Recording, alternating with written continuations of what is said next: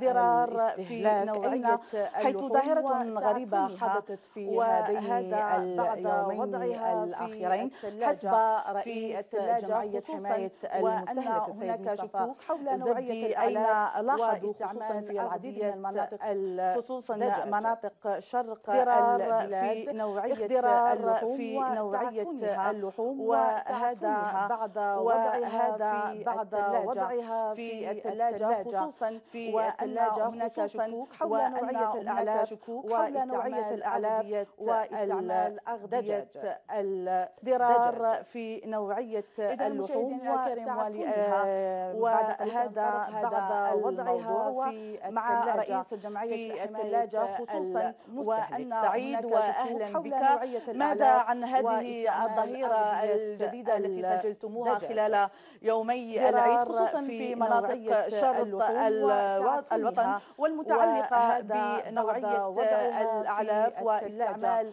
في أغذية الثلاجة، الدجاج؟ خصوصا هذه وأن الشكوك حول هناك قضية شكوك تعفن حول نوعية اللحوم. الأعلاف واستعمال صباح الخير أغذية سيدتي. الدجاج. بداية نحن ارتأينا ضرار في نظرا نوعية لطلبات اللحوم كثيرة من وتعفنها، المواطنين المزارعة وهذا بعد الصغيرة نعم. وضعها أن في نحذرهم أولا الثلاجة من في الثلاجة، استهلاك هذه خصوصا اللحوم. في لحم وأن تعفن هناك شكوك حول وأي نوعية لحم الأعلاف سقط لولا الاحتراق واستعمال أغذية فعليهم أن الدجاج. يبتعدوا عنه وألا ضرار في يقوموا نوعية بالمغامرة. اللحوم نحن في بداية الأمر، وتعفنها، يعني بداية من اليوم الثاني، وهذا كانت بعد الشكاوي وضعها يعني في بنسبة الثلاجة قليلة، حتى في أنه هنالك الثلاجة، من شك في خصوصا إصداره وأن هناك واتهمه شكوك حول بتغيير نوعية يعني الأعلاف الكبش. مهم. واستعمال هنالك أيضا أغذية من ذهب إلى وكيل الدجاج. الجمهورية لتقديم شكوى ضد الجزاري إلى غير ذلك، ولكن العدد الكبير من الشكاوي يعني تركنا يعني نشك في بعض الأمور، وهو ما دعانا إلى تقاسم المعلومة،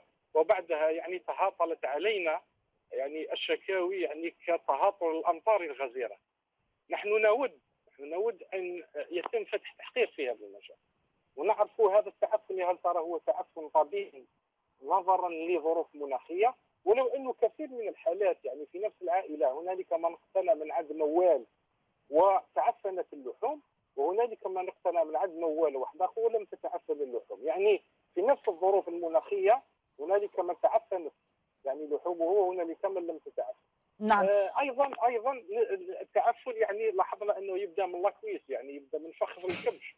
هنالك بعض الامور التي الزمتنا يعني باعلام المستهلك وتحسيسه حتى يبتعد عن سموم محتمله، وكذلك التحقيق في ما حدث. نعم. سيد زبدي، يعني هل اتصلتم بمصالح الفلاحة؟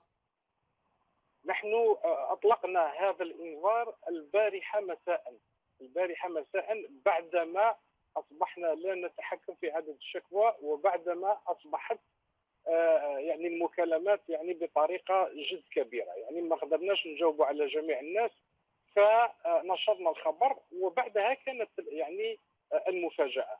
ولكن نحن سوف نتواصل مع المصالح البيطريه. البارحه الخميس العشيه يعني من الاستحاله ان نتواصل معهم. اليوم جمعه غدا سبت، باذن الله يوم الاحد سوف نفيد المصالح البيطريه ومصالح وزاره الفلاحه بما لدينا من معلومات، حتى يعني نعجل إن كانت ربما هنالك ظروف أخرى أو أسباب أخرى، والتي يعني صراحة هنالك بعض البياطرة من المنظمة شكوا فيها كنوعية الأعلاف أو كبعض الأدوية التي تم تلقيح الماشية بها.